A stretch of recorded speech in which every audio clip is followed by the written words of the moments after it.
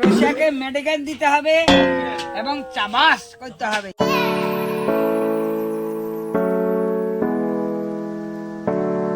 So hello everyone, তো আজ আমি আছি আমার মামার বাড়িতে আর এখানে ফিস্ট 1 জানুয়ারির ফিস্ট।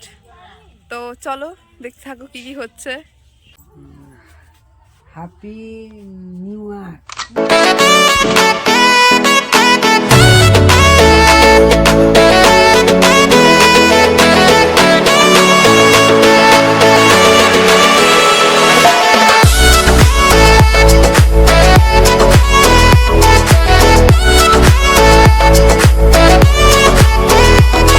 স্বাধীনার পরে আমরা অনেকবার ডাকার পর আমার দিদা এই ঘর থেকে পদার্পণ করলেন এখানে।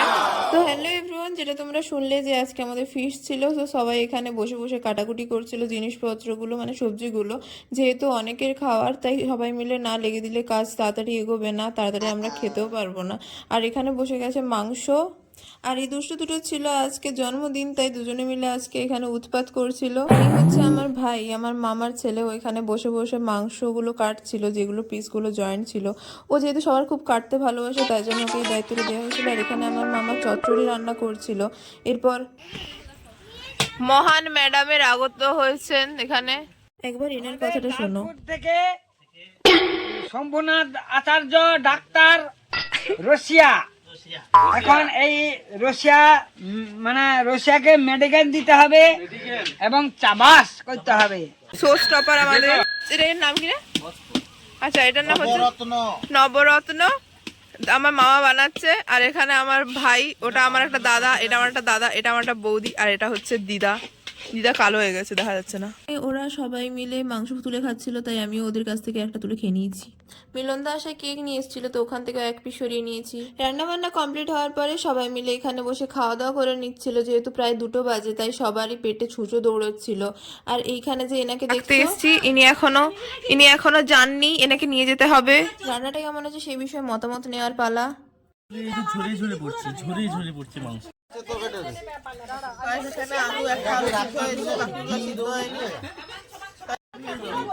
কিছুই বলতেই পারছি না, বলে মাংসটা খুবই সফট হয়েছে। কেমন লাগলো? মাংস সফট হয়েছে? রান্না কি আপনি করেছেন?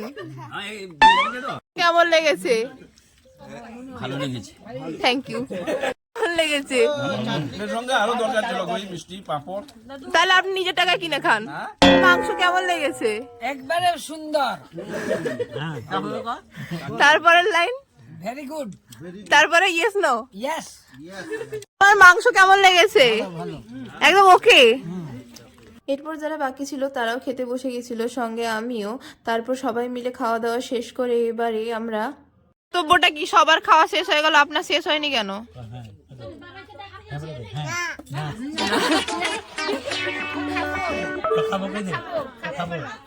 মাকে খাইয়ে দে, এই মাকে খাইয়ে দে, খাইয়ে দে, খাইয়ে দে, খাইয়ে দে। বলে রাজুদা, তোমার পকেট পরোটা, তোমার পকেট পরোটা। এনেকে ছাড়া তো আমাদের ফিস শেষ হতেই পারে না। জোরে